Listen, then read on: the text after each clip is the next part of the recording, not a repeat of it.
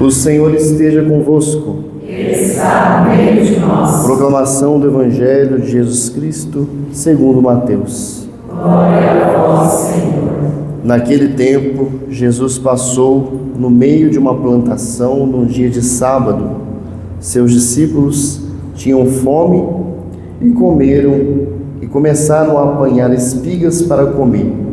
Vendo isso, os fariseus disseram: Olha, os teus discípulos estão fazendo o que não é permitido fazer em dia de sábado. Jesus respondeu-lhes: Nunca lestes o que fez Davi quando ele e seus companheiros sentiram fome?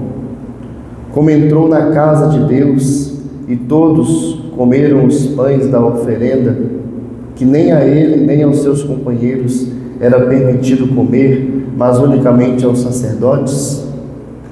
Ou nunca lestes na lei que em dia de sábado no templo os sacerdotes violam o sábado sem contrair culpa alguma? Ora, eu vos digo, aqui está quem é maior do que o templo.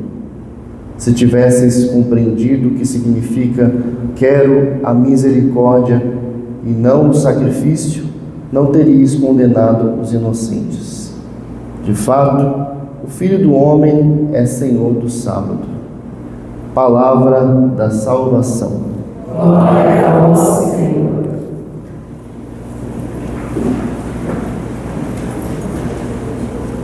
Nós ouvimos na primeira leitura o evento histórico mais importante para a vida do judeu, o qual ali relata, descreve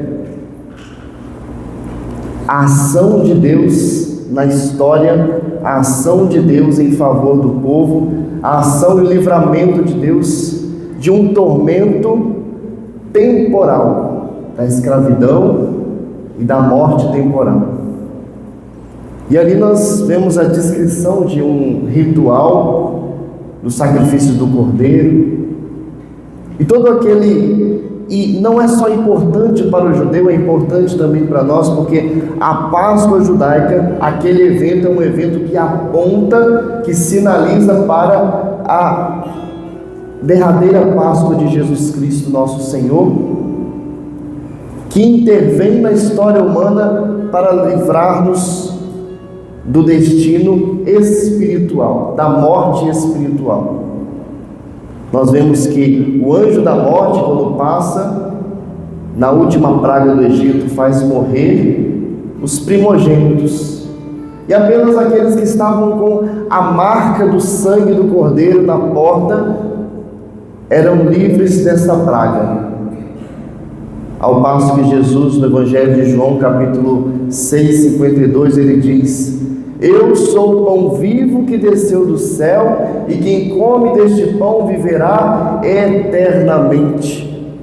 Por meio de Jesus Cristo, que é o Cordeiro de Deus, que tira o pecado do mundo, por meio da Páscoa de Jesus Cristo, a Páscoa dele que substitui todos os outros sacrifícios passados, ele que é maior do que o templo, como ele declara, ele que é maior do que o sábado, por meio dele, do sacrifício dele, todos nós na Eucaristia somos marcados.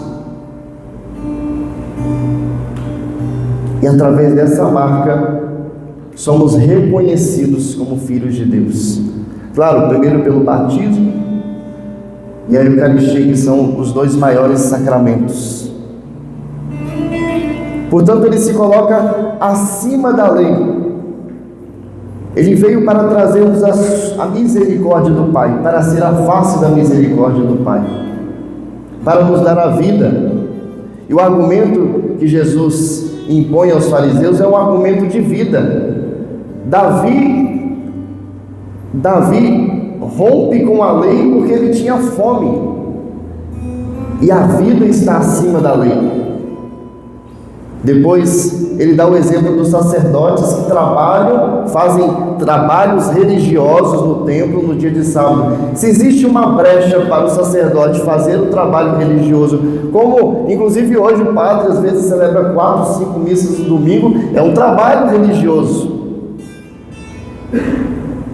Por que não eles não podem se alimentar diante de mim, que sou maior do que o sábado, maior do que a lei? O homem não está a serviço da lei, mas a lei está a serviço do homem, e a lei aponta para a perfeição que é Jesus Cristo.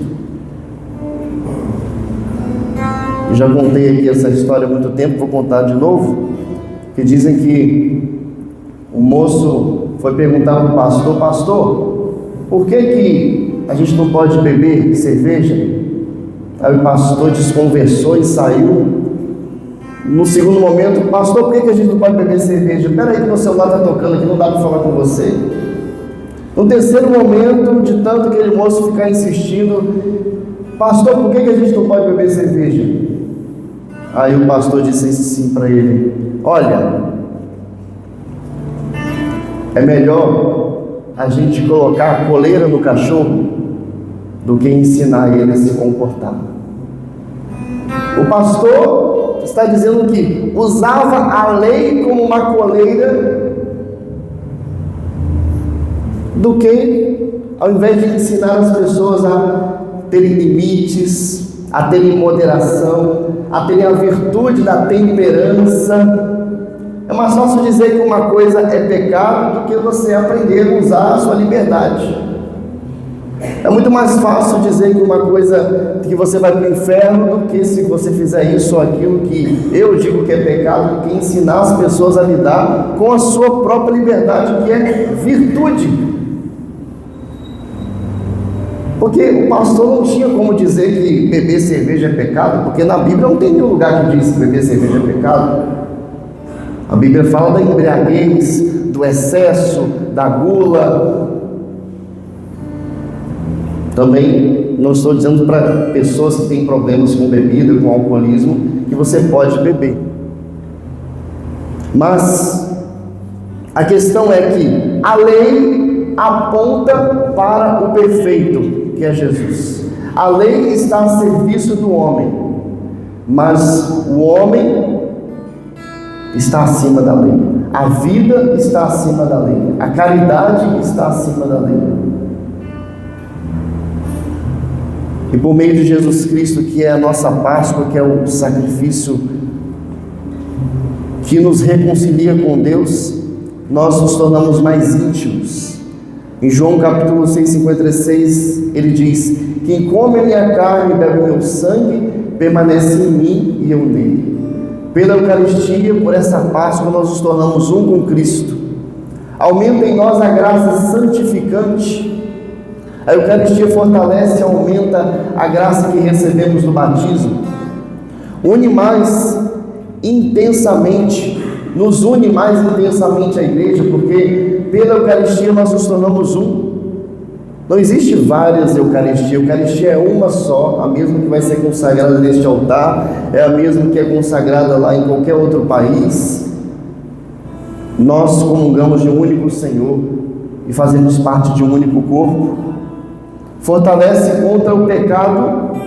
Papa Francisco diz que a Eucaristia não foi dada como prêmio aos perfeitos, mas como remédio aos fracos. Reacende o amor à caridade. Se, pois, é verdade que nos alimentamos de Cristo, devemos viver para Ele e como Ele, diz o Papa João Paulo II. Garante a vida eterna, como eu já disse, quem come deste pão viverá eternamente. Sustenta a vida espiritual e imita Cristo na sua entrega. Jesus, ao se entregar a nós pela Eucaristia, nos dá o exemplo de como nós devemos nos entregar a Ele na nossa vida. Portanto, deixemos nessa Eucaristia nosso Senhor alimentar o nosso coração, aumentar em nós o desejo de união com Ele, com os irmãos, com a igreja,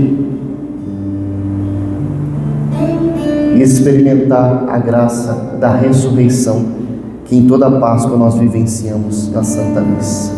Louvado seja o nome do nosso Senhor Jesus Cristo. Assim seja.